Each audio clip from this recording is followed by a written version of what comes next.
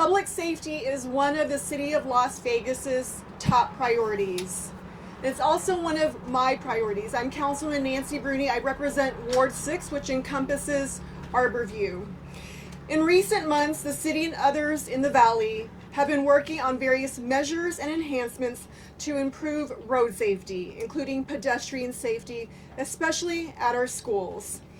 The goal of the gathering today is to highlight the various measures and policies that the city and our partners have taken, which collectively we believe will improve road and pedestrian safety. I want to be clear, certainly the tragic death of McKenzie Scott in May has highlighted the need for traffic safety, but the partners in the city have been working on some of these measures for many months. First of all, let me also, we've got some speakers, but I also want to recognize some of the other distinguished guests with us. We've got Carly Helbert, our Deputy City Attorney, who worked tirelessly on one of the bills that Senator Steinbeck sponsored and we'll be talking about. We've got Sergeant Mingo from CCSD Police, Metro Detective Adrian Hunt from Intergovernmental Services, Tiffany Reynolds, the mother of McKenzie Scott, and one of my dear colleagues, Francis Allen Polinsky, who also serves on the City Council, along with Assemblyman Brian Hibbets, who also represents this area and lives close by, and Tracy Hibbets with the DA's office, as well as Lieutenant Cheryl Manning with the City Marshals. Sergeant Manning with the, Lieutenant.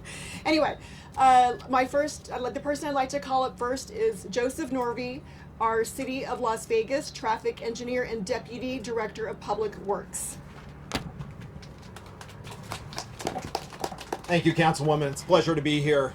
As we look at what we've been able to accomplish over this last summer in between our school years, I'm grateful for the support that we receive from our City Council office, from Councilwoman Bruni, Councilwoman Polinsky, who's here, our mayor, and understanding the importance for safety throughout the city.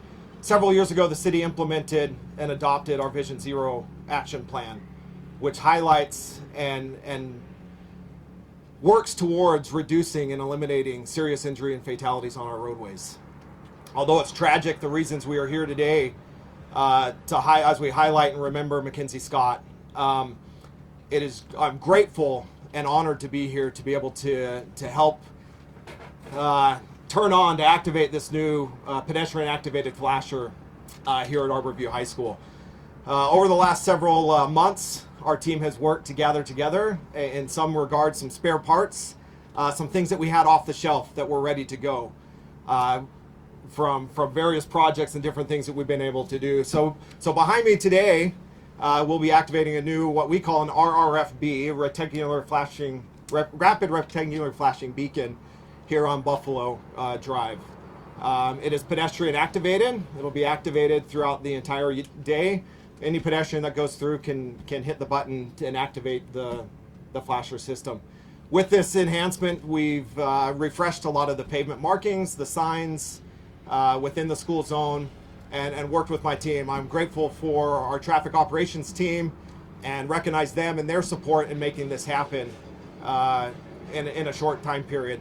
We've also been working with, and I got to thank CCSD and Arbor View administration for their willingness to help support us as we've kind of come in and encroached a little bit on their property as well, to be able to not just do this pedestrian enhancement, but another pedestrian enhancement that we've recently completed over here on Whispering Sands. Over the last year, the City of Las Vegas has been working to pilot additional crossing guards, not just for our elementary schools, but for our middle schools and high schools.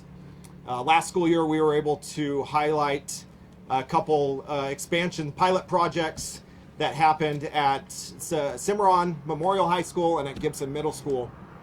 And both of those have led to great success. We saw great success from the faculty, the administration, from the students, and from the crossing guards to really improve safety. And it was highlighted by the fact that we didn't have any reported incidents at either one of those schools last school year during the pilot. This year we were able to expand that pilot to Arbor View and to Palo Verde High School as well, as we look to reduce pedestrian and cyclists involved crashes at both of those schools, as well as expand to all middle schools throughout the city of Las Vegas. We're grateful, and this only happens through our mayor and council, and for their willingness to embrace safety and to embrace these enhancements and to provide the funding to make this happen. So thank you again. We appreciate everybody and can't wait to see the safety improvements that will come at this school and all the schools throughout the city through these efforts. Thank you, Joseph. One of my priorities has been to address the rising epidemic of DUI-related accidents in our valley. Since taking office, I've had a great partner with our Deputy City Attorney, Carly Hilbert, who is with us today, as I mentioned. We'll also be thrilled to be joined by another partner advocate, Senator John Steinbeck, who represents District 18, which encompasses this area. He just finished his freshman legislative session and sponsored Senate Bill 309, which I think is going to really help us. So I'd like to invite him up today to talk about Senate Bill 309, which again will help keep our roads safer. Senator?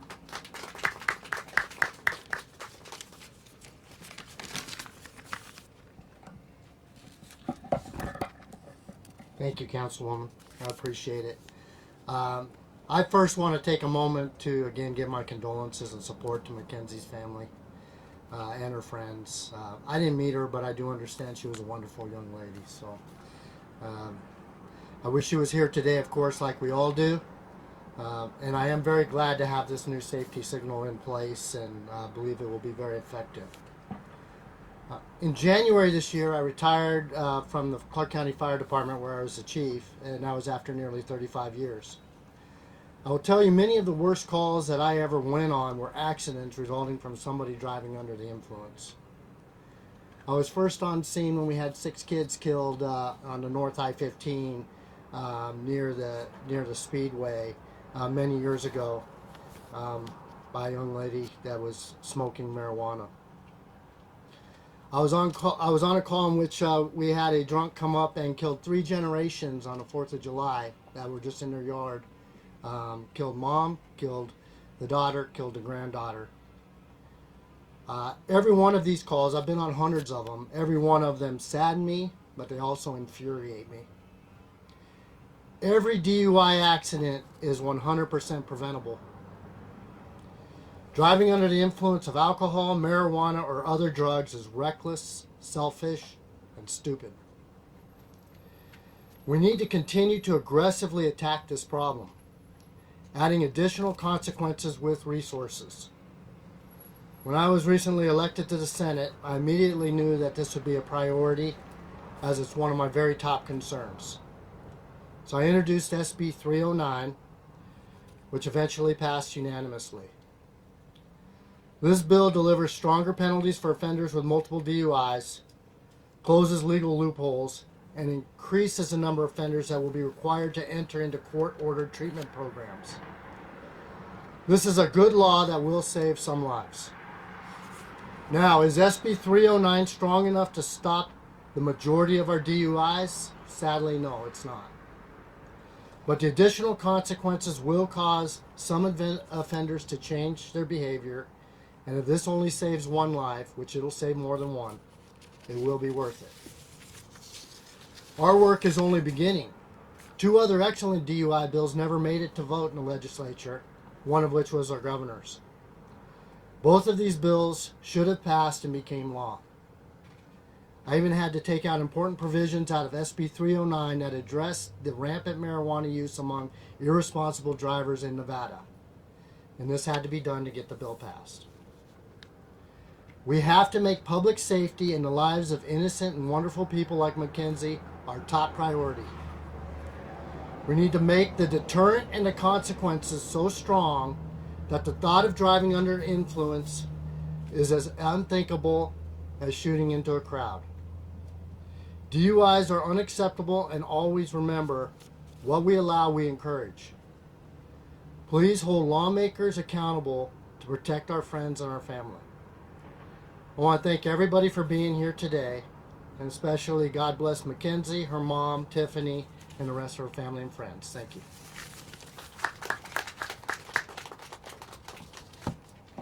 Thank you, Senator Steinbeck. One of the things that my office has been getting quite a number of calls about over the last 6 months has been the increased use of kids and individuals on e-bikes, and it's become another source of pedestrian and traffic fatalities and increased risk on the roads. The county passed an ordinance earlier this spring to define what an e-bike is, but also to impose some regulations. I'm proud to say that the city this week passed an e-bike ordinance that mirrors the county's ordinance, and we're hoping that this too will improve road safety. Some of the tenets of the ordinance are that it defines electric vehicles, it sets a speed limit of 15 miles per hour at city operated facilities including parks, requires helmets for minors and bars wheelies, stunts, and other reckless behavior. E-bikes and e-scooters will also not be allowed on sidewalks in our City of Las Vegas downtown area. Additionally, lamps, reflectors, and bells capable of providing a signal audible for a distance of at least 100 feet will also be required on all of the e-bikes. The new ordinance goes into effect on October 1st, 2025, as does the county's, and the first fine will be $150. We're going to be doing this and rolling out awareness with our city marshals and our metro area commands. And so at this time, I would like to invite up Captain Fennis, who's captain of the Summerlin Area Command, to talk a little bit about the work they're doing and how they will also help the city enforce the new ordinances. Thank you. Good morning, everyone. I'm sorry the Northwest Area Command Captain Dave Sims couldn't be with you today. He had a family emergency, so I'm sitting in for him. I'm the Summerlin Area Command Captain. My name is Greg Fennis. Happy to be with you today. The e-bike ordinance is a great step in the right direction for us to help keep the community safer. Some of the issues that we've been having is parents are a little bit confused about the difference between an e-bike and an electric motorcycle, and they've been buying electric motorcycles for their children. This ordinance specifically addresses what an e-bike is and where you can ride them and how fast you go. But when you buy an electric motorcycle for your child, and we're seeing children as young as 12 riding motorcycles on public roadways, and they're doing intersection takeovers, or they're riding on public property and disrupting sporting events and that sort of thing. So just a couple of rules of thumb for an electric bicycle: 750 watts or less of power is produced by the electric motorcycle or the electric motor that's on the bike, and it has pedals. So the purpose of the electric motor is to assist you in pedaling, to maybe make it up a difficult incline or to go a longer distance on the bicycle. If it has pegs, similar to a motorcycle, probably has a twist throttle and more than 750 watts, what you've bought is a motorcycle, and that has the same legal requirements as any other motorcycle you'd be accustomed to seeing on the road.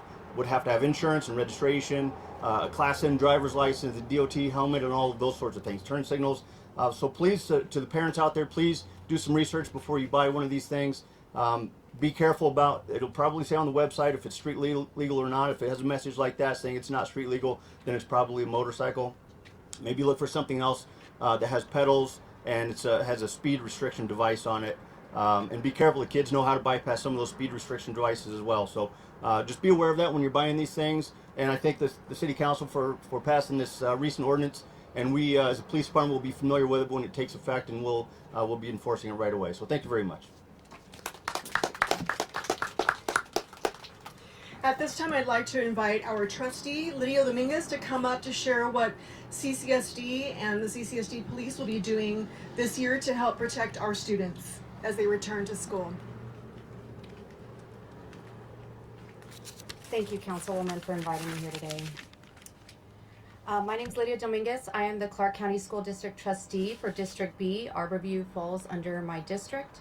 I have been under constant contact with district leadership, school leadership, and the community. I'd like to start off with saying thank you to everyone for being here today. I think it's important to acknowledge the hard work put together by the City of Las Vegas and our legislators to make our roadways safer. I also want to extend my heartfelt thanks and dedication to the Clark County School District Police Department, principal and office staff who came forward to render aid at the scene. It means a lot to me and the Board of Trustees that our municipal partners are focused on improving road safety for students around CCSD schools. The tragedy that occurred in May, which resulted in the loss of McKenzie Scott, should have never happened. It's important to note the driver was charged with being impaired. Still, the new traffic signals alerting drivers to pedestrians and crosswalks were installed at Arbor View, add another layer of safety for our schools and adults. Every student should be able to cross the road safely, campus safely, without having to worry about unsafe drivers. I am thankful for our community to working together to help prevent this type of tragedy from ever happening again. Keeping our kids safe takes every single one of us. As we start the new school year, please follow the speed limits and school zones and listen to crossing guards. And of course, never drive under the influence. On behalf of the School of Trustees, I want to commend the City of Las Vegas and our community partners for making the safety of our students and school zones a top priority at Arbor View High School and throughout the county. Thank you.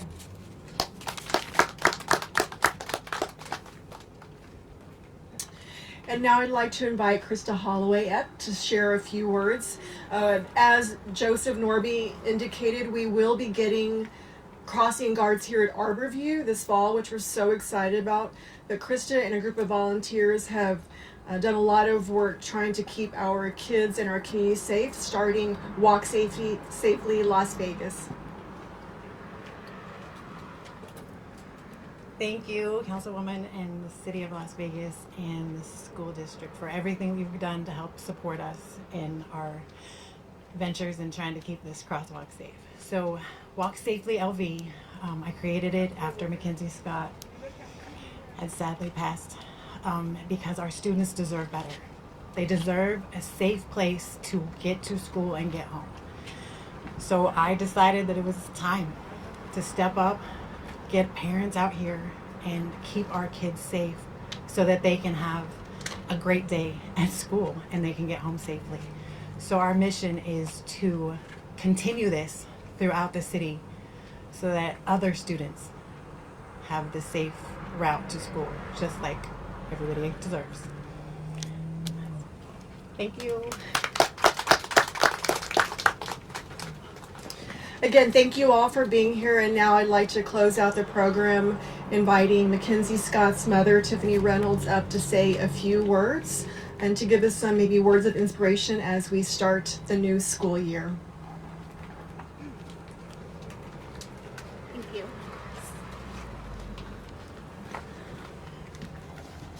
Hello, I'm Tiffany Reynolds. This is Donna Murray, Mackenzie's grandma. This is Tanya Reynolds, her aunt. I had the honor and the privilege of being Mackenzie Scott's mom for a short 18 years. Mackenzie was the best person I knew.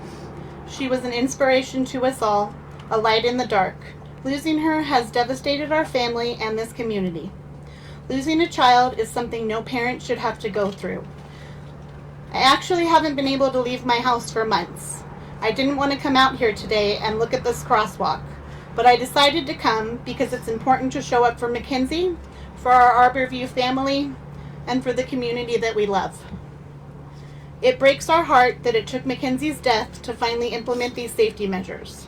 Our family prays that they help save other families from the loss and pain that we're going through. I want to take a moment to thank all of the witnesses and first responders present May 2nd who rushed over to my daughter and did everything they could to try to save Mackenzie's life. We are so grateful that you leapt into action that day. We pray that you heal from the horrors that you saw that day. I'd like to thank the construction workers who worked quickly to get this done before the school year started. These safety measures are a good start, but there's more work to be done. We are hopeful that our community can all unite to keep making improvements, to keep helping each other, and to continue to build a safer city for us all. The world would be a better place if everyone just did the right thing. We all need to do better, be better, rise up and take care of each other before more tragedies happen. Today is a good start, so let's continue this work. Thank you.